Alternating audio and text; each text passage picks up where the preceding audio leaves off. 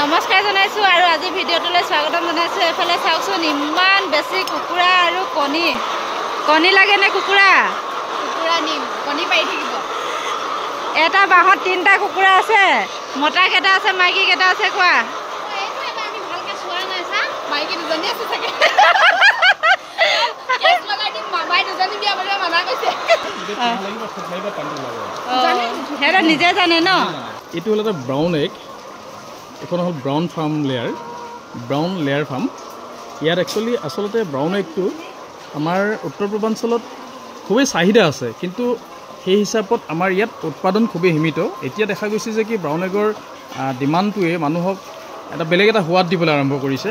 Irish group কাকপথাৰত Irish গ্ৰুপে 2017 চনৰ পৰাই কণী প্ৰডাকশ্যন কৰি আহিছে। মানুহৰ স্বাস্থ্যৰ প্ৰতি, মানুহৰ জীৱন ধাৰণত আটাইতকৈ দৰিদ্ৰজনৰ প্ৰটিনৰ চ'ৰ্চ বুলি ক'লে আমি কওঁ যে কণীটোক। সেই কণীটো আজি কাকপথাৰতে উৎপাদন হৈ আছে। কাকপথাৰৰ পৰাই অসমৰ বিভিন্ন ঠাইত ইয়াৰ সমাদৰ লাভ কৰিছে। ইয়াৰ কণীৰ গুণাগুণৰ মান যথেষ্ট উচ্চ মান হোৱা হেতুকে কণীৰ বজাৰত আমাৰ ডিমাণ্ডো বহুত বেছি। আমি ৰাইজৰ মৰম পাইছোঁ, যথেষ্ট মৰম পাইছোঁ। ৰাইজৰ মৰমে আমাক বহুত উৎসাহিত কৰিছে। কণীটো বিশেষকৈ প্ৰটিন ভেলুটো যথেষ্ট ভাল ভেলু।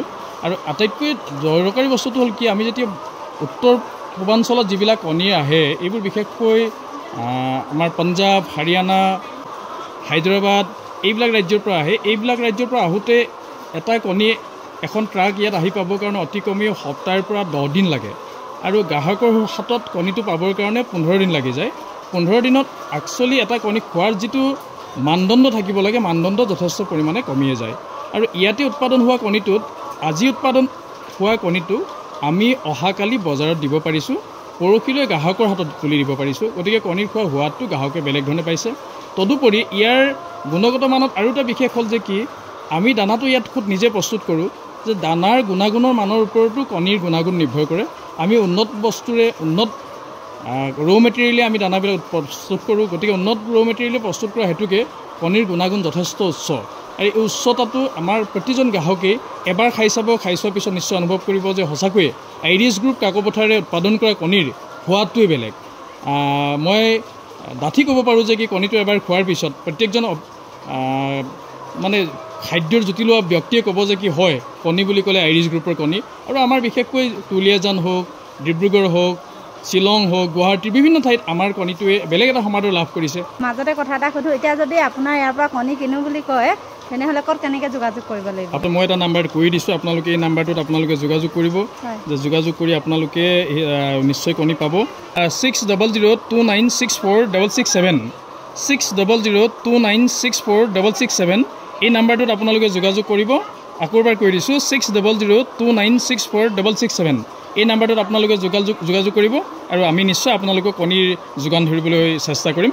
আৰু আপোনালোকৰ নিকটৱৰ্তী আপোনাৰ কণীৰ য'ত বিক্ৰী হয় উক্ত ঠাইত আপোনালোকে বিচাৰক। যদিহে নাপায় তেনেহ'লে এই নম্বৰটোত যোগাযোগ কৰক, আমি আপোনালোকক যোগান ধৰিবলৈ চেষ্টা কৰিম। তিনিচুকীয়া জিলাৰ কাকপথাৰ আইৰিছ গ্ৰুপ।